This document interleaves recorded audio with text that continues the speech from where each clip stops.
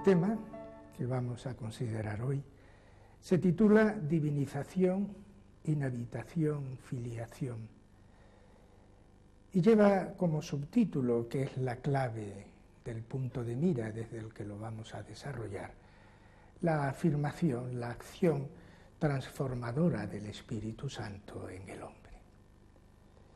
Este es el punto central de la antropología teológica. Con la palabra divinización se designa la misma realidad que con la palabra santificación o justificación o salvación. Se designa la comunión con Dios. La incipiente pero real y verdadera y progresiva comunión con Dios que el hombre tiene en la tierra desde el nuevo nacimiento del bautismo, la plena y definitiva comunión del hombre con Dios en el más allá, la transformación en Dios, como lo llama San Juan de la Cruz con seguro y claro lenguaje. El hombre entra en comunión definitiva con Dios, es decir, participa definitivamente de su vida, viviendo él vida divina. Desde aquí, desde este final espléndido del hombre, desde este final que es un comienzo de juventud eterna, considera el teólogo el resto de las verdades que la antropología teológica o la antropología filosófica le ofrecen en torno al hombre. ¿Qué grandeza debe tener el hombre, incluso en su más modesta composición material, para haber recibido esa llamada, esa vocación divina, ese deseo de Dios, de hacerle partícipe de su vida íntima? El Catecismo de la Iglesia Católica señala que el hombre desde su más elemental constitución es capax Dei, es capaz de Dios, capaz de esta comunicación precisamente porque para eso fue hecho. Así que en los diversos niveles en que la antropología considere el hombre existe una gran comunicación. Naturalmente que la antropología teológica, junto con la antropología filosófica, considera que el hombre es un animal racional, es decir, materia animada, sensible, que de vez en cuando razona. Esta animalidad racional debe ser de tan contundencia, de tal densidad en el ser, que pueda recibir esa otra llamada a la plena y eterna comunión con Dios. Se considera al hombre desde el Génesis como imagen y semejanza de Dios. Dios se le hizo a su imagen precisamente para que pudiese soportar, tener fuerza suficiente para ese diálogo con Dios, para ese diálogo de conocimiento y de amor con cada una de las personas divinas. El hombre es llamado a ser hijo de Dios en Cristo. Y esa plenitud de la filiación divina, que es la otra cara de la inhabitación trinitaria, es lo que constituye el núcleo central de la vida en el cielo. Así que la misma realidad se designa con los tres nombres, o cuatro de los que hemos hecho mención hace un momento. El hombre se le llama salvación, el hombre es salvado por Cristo, porque el poder de Cristo le libra del poder del pecado, del poder de la muerte, del poder del diablo.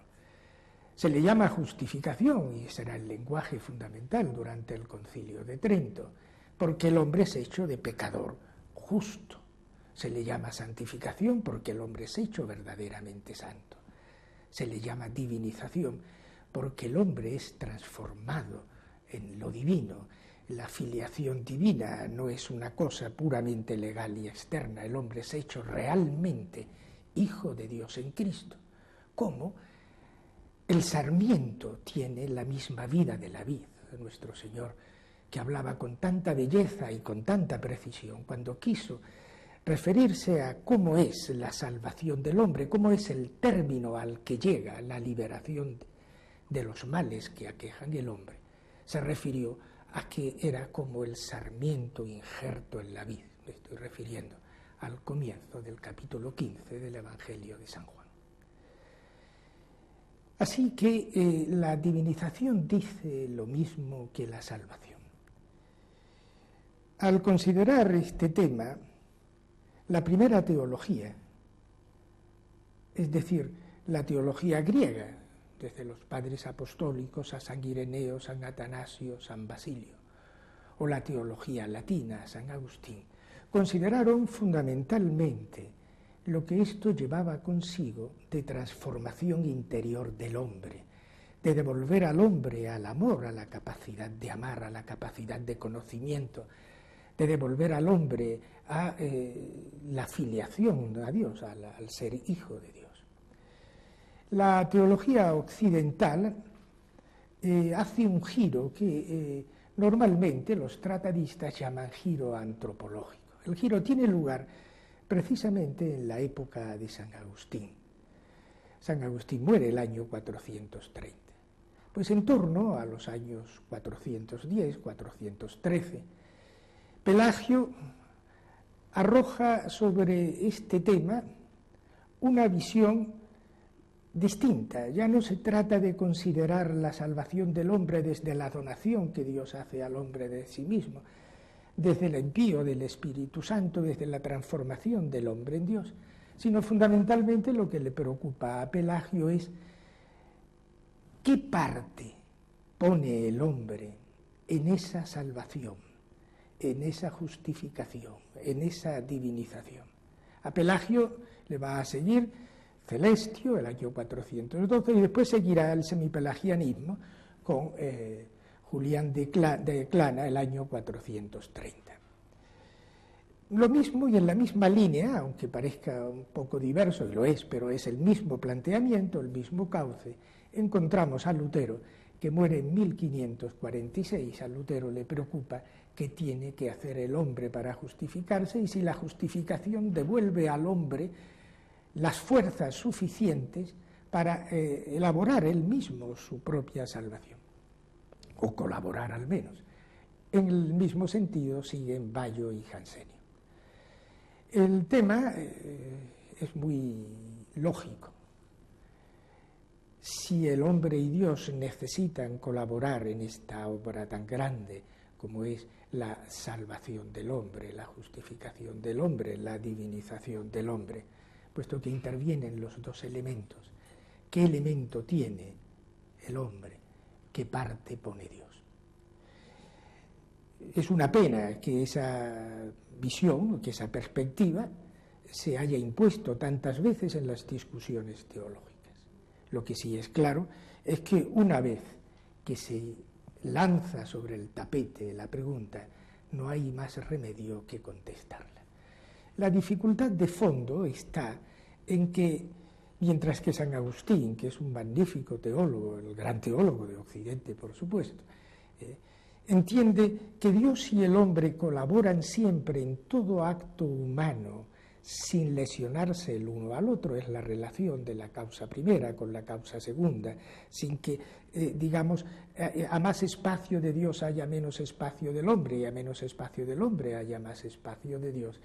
Desde Jansenio y Julián de Clana y Celestio se va buscando que en la salvación humana haya algo de autonomía del hombre. Por esa razón, Jansenio dirá, sí, Dios da al hombre el poder, es decir, la libertad, pero el querer y el llevar a término, el perficere, eso corresponde exclusivamente al hombre. Algo parecido le sucede a Julián de Clana, un poco más tarde. Una vez que el concilio XVI de Cartago ha condenado el planteamiento pelagiano, veremos inmediatamente cuáles son sus afirmaciones principales, Julián de Clana intenta hacer algo más suave, por esa razón se le calificó en el siglo XVII como semipelagianismo. Julián de Clana dice, bueno, sí Dios da todo, pero el initium fidei, el comienzo, eso que, diciéndolo en andaluz, se puede expresar así, va a ser menester y pensando en a ver si nos convertimos, ese movimiento bueno, tan de comienzo. Dice Julián de Clana, eso pertenece a la autonomía humana. Contra estas dos posiciones hay dos concilios, el 16 de Cartago, del año 418, y el concilio arausicano de julio del 529. En el concilio 16 de Cartago se enseña fundamentalmente que la gracia de Dios es necesaria para todo, para el poder, para el querer, para el llevar a término. En el concilio arausicano II se enseña, como bien recordarán, que incluso para el initium fidei, para el comienzo, para ese movimiento que hace que uno empiece a pensar que va a ser menester ponerse en orden, que va a ser menester arrepentirse del mal que uno ha hecho, etc., que incluso para ese deseo de creer primero es necesaria la gracia de Dios. Con Lutero el asunto también es parecido, está también en la misma línea. A Lutero se le puede calificar como el más excesivo o el extremo de este planteamiento. Para Lutero, el hombre lo está diciendo al revés que Pelagio. Si Pelagio estaba buscando qué puede hacer el hombre con sus propias fuerzas, Lutero va a contestar que el hombre ni con sus propias fuerzas ni con la gracia de Dios es capaz de hacer nada. A Lutero le preocupa un axioma teológico: al que hace lo que puede, Dios no le deniega la gracia. Preocupa eso a Lutero. Y queda tranquilo, dice él, con el descubrimiento de que lo que nos salva es la justitia Dei, la justicia de Dios, la iniciativa de Dios en su justicia. Y por esa razón dice la justicia con la que Dios nos hace, con la que Dios decide no tener en cuenta, no tomar en cuenta nuestros pecados. En Romanos 3:28, que es el texto clave que conmueve a Lutero, se dice que el hombre es justificado por la fe sin obras. Lutero añade por la sola fe, sola fide. Eso ya es añadido de Lutero. Pero en el fondo es el mismo planteamiento. ¿Qué hace el hombre, o qué tiene que hacer, o qué puede hacer el hombre en su salvación? Colocando el acento del tema de la justificación o de la salvación en la cooperación o no cooperación humana, frente a la gran teología primera, que era considerar la salvación del hombre antes que nada como donación de Dios. Esto es lo que hace que se hable de una gran divergencia, o de una notable divergencia en estos planteamientos, en el planteamiento en este tema, entre Oriente y Occidente. Oriente permaneció Ireneo, Atanasio, por supuesto, y después todo, San Juan Damasceno y toda la continuación de la historia. Oriente permaneció considerando la salvación del hombre fundamentalmente en su faceta de divinización. El Occidente, y llegando incluso a la controversia de Auxilis, se preocupó fundamentalmente de la cooperación humana, y el gran tema teológico de la divinización pasó a un segundo término. Pasó a un segundo término, pero no desapareció. Siempre estuvo presente, y hay que decirlo, en el lenguaje de la teología occidental, la consideración de la salvación humana como auténtica santificación, como auténtico meterse dentro de la vida divina precisamente por la filiación divina, porque Dios inhabita en nosotros, diciéndolo con palabras de San Juan de la Cruz, inhabita en nosotros porque nos hace habitar a nosotros en Él. De tal forma que cuando se dice que el hombre es santo, se dice con toda la realidad, es santo, participando de la santidad de Dios. Santo, no solo porque Dios le cubre con los méritos de Cristo, sino porque el nuevo nacimiento en Cristo le transforma, le hace verdaderamente hijo de Dios al participar de la filiación de Jesús, participa de la santidad de Dios. El hombre es santo realmente, no solo con la santidad de Dios externa, sino con la santidad que Dios me ha dado al identificarme mediante el Espíritu Santo con su Hijo. A eso se le llama la divinización. La divinización, por lo tanto, abarca una serie de cuestiones que son como diversas facetas de la misma cuestión. Nos divinizamos porque somos hechos hijos de Dios en Cristo, nos divinizamos. Dios nos diviniza, lo que he dicho antes es una barbaridad, no nos divinizamos nosotros como es lógico, somos divinizados por el Espíritu Santo, porque por el Espíritu Santo somos hechos hijos de Dios en Cristo. Al hacernos hijos de Dios, al ser hechos hijos de Dios, al tener con Dios Padre la relación filial que tiene Jesús, nosotros como hijos adoptivos, estamos habitando en Dios y Dios habita en nosotros, como lo conocido como lo conocente, lo conocido en el conocente y como lo amado en el amante. Y a este intercambio de vida humana y divina, a este intercambio se le llama la divinización. De hecho, el Oriente fue clarísimo y las frases que podríamos citar, que son centenares, nos hablan con una rotundidad enorme de la finalidad de la encarnación del Verbo. Dirá Ireneo, el Verbo se ha hecho hombre para que el hombre llegue a ser hijo de Dios. Y se le llama al bautismo nuevo nacimiento en Cristo, precisamente para hablar del poder de Dios, de levantar a este ser humano que somos nosotros, cada uno de nosotros, a este animal racional hecho a imagen de Dios, levantarlo hasta la propia dignidad de hijo de Dios. Cito un texto de Atanasio, por no alargarme, pero que muestra hasta qué punto las frases son claras, exactas, rotundas, sin ninguna ambigüedad. Es un texto del libro de Atanasio sobre la encarnación del Verbo.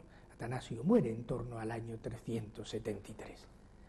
Él se ha hecho hombre para que nosotros nos convirtiésemos en Dios. Él se ha hecho visible mediante su cuerpo para que nosotros recibiésemos el conocimiento del Padre invisible. Él ha soportado la violencia de los hombres para que nosotros tuviésemos parte en la inmortalidad. Baste como hecho significativo, por así decirlo, como hecho símbolo este acontecimiento. San Basilio muere el año 379, en septiembre del año 379. Poco antes, en una celebración litúrgica en su diócesis, en Cesarea, al utilizar la doxología, gloria al Padre, gloria al Hijo, gloria al Espíritu Santo, surge el planteamiento explícito a la hora de preguntarse sobre la divinidad del Espíritu Santo. Y San Basilio contesta a ese tema con un libro que es el Tratado de Espíritu Santo, directamente y única y exclusivamente dedicado a esta pregunta, el libro que influirá decisivamente, naturalmente, en el Concilio I de Constantinopla del año 381, donde se habla de creo en el Espíritu Santo, Señor y dador de vida, que procede del Padre. Y el argumento fundamental de San Basilio es: solo Dios puede divinizarnos, porque nuestra divinización es radical, profunda, hasta extremos inefables e indecibles. Si quien nos santifica es el Espíritu Santo ha de ser Dios, precisamente porque solo Dios puede santificarnos. Una última cita de los padres griegos, de Gregorio de Nacianzo, tan amigo de San Basilio, compañero de estudios. Si el Espíritu Santo es del mismo orden, no es del mismo orden que yo, ¿cómo puede hacerme Dios? ¿O cómo puede unirme a la divinidad? Y así seguirá toda la gran patrística griega, incluido San Gregorio de Nisa, que tiene párrafos verdaderamente deliciosos sobre la divinidad del Espíritu Santo deducida de su obra divinizadora en el hombre. Vengamos a la teología latina. Agustín habla naturalmente, de deificatio, utilizando ese nombre tan fuerte, la acción de Dios en el hombre, la acción del Espíritu Santo en el hombre, lo deifica. Él que habla también, maestro de la paradoja. Miren qué texto. En un sermón, exactamente. Considerad en el mismo Salmo a quienes dice: yo he dicho, todos sois dioses e hijos del Altísimo. Así pues, es claro que llamó dioses a hombres deificados, deificatos, dice el latín, deificatos por su gracia, no nacidos de su sustancia. Justifica a aquel que es justo por sí mismo, no otro, y deificat, aquel que es Dios por sí mismo, no por participación. Ahora bien, quien justifica es el mismo que deifica, porque justificando hace hijos de Dios. Les dio potestad de llegar a ser hijos de Dios. Si hemos sido hechos hijos de Dios, también hemos sido hechos dioses. Pero esto por gracia de quien adopta, no por la naturaleza de quien engendra. La afirmación de San Agustín no tiene nada que envidiar a la fuerza del pensamiento griego. Y digamos, la riqueza vital que supone la divinización está bastante bien, por eso lo he elegido, bastante bien sintetizada en el párrafo este de Agustín.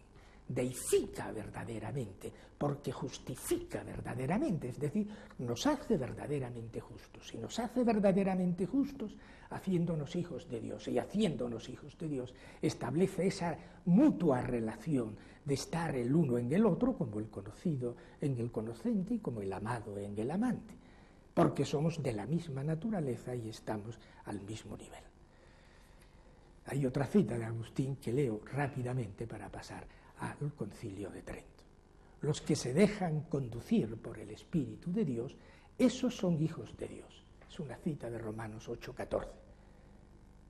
Comenta Agustín: en efecto, el único que es hijo de Dios por naturaleza se ha hecho hijo del hombre por nosotros, para que nosotros, por medio de él, nos hagamos hijos de Dios por gracia. En el Concilio de Trento, la clave del tema que estamos tratando es el año 1547, en enero, el 13 de enero, que es cuando se vota el documento, el decreto de justificazione de la sesión sexta del Concilio de Trento. Había preocupado a Lutero la visible pecaminosidad humana hasta el punto de hacerle pensar que el hombre no es capaz de colaborar, está tan débil, tan viciado, que es incapaz incluso de colaborar con la gracia de Dios. De tal forma que la justificación sería, diciéndolo brevemente, algo externo. No le preocupa al cardenal Cervini, que era el cardenal legado, no le preocupa a Cervini el luteranismo como tal. Se dan dos indicaciones a los redactores del documento base de la sesión sexta, que son, normalmente los historiadores están de acuerdo, que son de una gran inteligencia. Primero, se le concede redactar, o se le pide que redacte el texto base al prior, al general de los agustinos, que es Seripando, probablemente el hombre más cercano a Lutero, que es Agustino, y más cercano a la mentalidad de fondo de Lutero. La segunda es que se pide no entrar en la discusión de qué dijo Lutero o no dijo Lutero. No se trataba de condenar a las personas, sino de estar preocupados por la realidad, por la vulgarización. El Concilio de Trento habla fundamentalmente de que en la justificación la caridad de Dios penetra íntimamente en el hombre. La remisión de los pecados no es la única faceta de la salvación, sino también, dice Trento, la santificación, la renovación del hombre interior, por la voluntaria recepción de la gracia y de los dones de donde el hombre se convierte de injusto a injusto y de enemigo en amigo. El Concilio Vaticano II, en dos constituciones, en la Lumen Gentium y en Gaudium et Spes, la Lumen Gentium del año 64 y Gaudium et Spes del año 65, volverá a repetir la misma doctrina al considerar la salvación del hombre.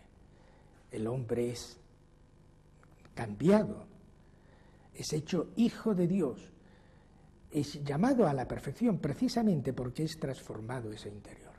Los seguidores de Cristo, estoy leyendo a Gaudium et Spes, han sido hechos hijos de Dios y partícipes de la naturaleza divina y por lo tanto santos. Así que la divinización comporta fundamentalmente, podríamos describirlo así: Dios envía el Espíritu Santo al corazón del hombre, el cual Espíritu Santo nos cristifica, nos hace hijos de Dios en el Hijo, nos eleva y precisamente por esta elevación, por esta filiación divina, precisamente por esto nosotros somos hechos dioses. El tema de la filiación divina ha sido tratado magistralmente por don Fernando Cáriz. Hay un pensamiento en Hijos de Dios por el Espíritu Santo, en la página 481, que, digamos, dice con una gran perfección lo que yo estoy diciendo, queriendo decir sin ninguna perfección. No es que seamos, por la acción del Espíritu Santo que nos une a Cristo, no es que seamos otros hijos, además de Cristo, o junto a Él, sino que por nuestra unión con Cristo llegamos a ser hijos de Dios en el Hijo, formando de algún modo un solo hijo con Él. Las expresiones son fuertes, y uno sabe que son fuertes, y al mismo tiempo que quedan muy lejanas de la gran realidad que significa el ser hechos hijos de Dios en Cristo por el Espíritu Santo. Así es como somos transformados hasta el punto de que la Sagrada Escritura, y sobre todo la gran teología, no ha tenido timidez para hablar de deificación. Deificación y adopción sobrenatural, escribe don Fernando Cáriz, son expresiones que expresan aspectos de una misma realidad, de modo que la filiación adoptiva puede considerarse como la nueva relación con Dios que se deriva de modo inmediato de la elevación de la naturaleza por la gracia, y también podría considerarse en principio el camino inverso. Por ser adoptados como hijos, llegamos a participar de la naturaleza divina.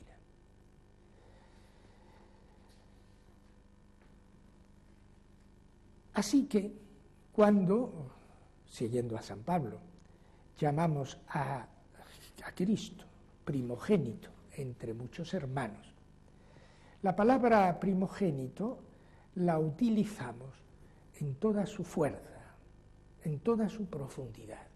Es primogénito no sólo porque Él es el primero, es primogénito entre muchos hermanos, tanto de nuestra resurrección como de nuestra justificación, como de nuestra santificación.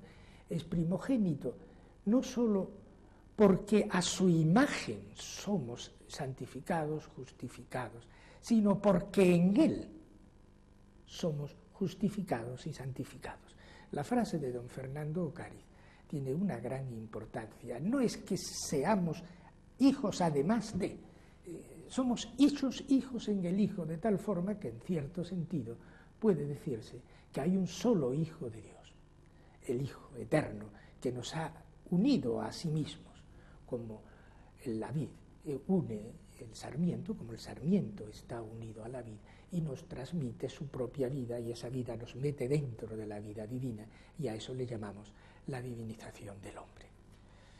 Los personajes universales, o los grandes santos, son personajes universales. Los grandes hombres de la Iglesia son universales. He aquí, con esto termino, un texto del beato José María que muestra como el concepto, la grandeza del hombre, vista desde el tema de la santificación, de la justificación, como esa grandeza merece el nombre de divinización, como hizo siempre la teología. El texto que voy a leer hará las delicias de orientales y occidentales. Es un texto, además, de una homilía sencilla, de Es Cristo que pasa. Cristo vive en el cristiano. La fe nos dice que el hombre en estado de gracia está endiosado. Somos hombres y mujeres, no ángeles, seres de carne y hueso, con corazón y con pasiones, con tristezas y con alegrías. Pero la divinización redunda en todo el hombre, como un anticipo de la resurrección gloriosa. Cristo ha resucitado de entre los muertos y ha venido a ser como las primicias de los difuntos, porque así como por un hombre vino la muerte, por un hombre debe venir la resurrección de los muertos. Que así como en Adán mueren todos, así en Cristo todos serán vivificados.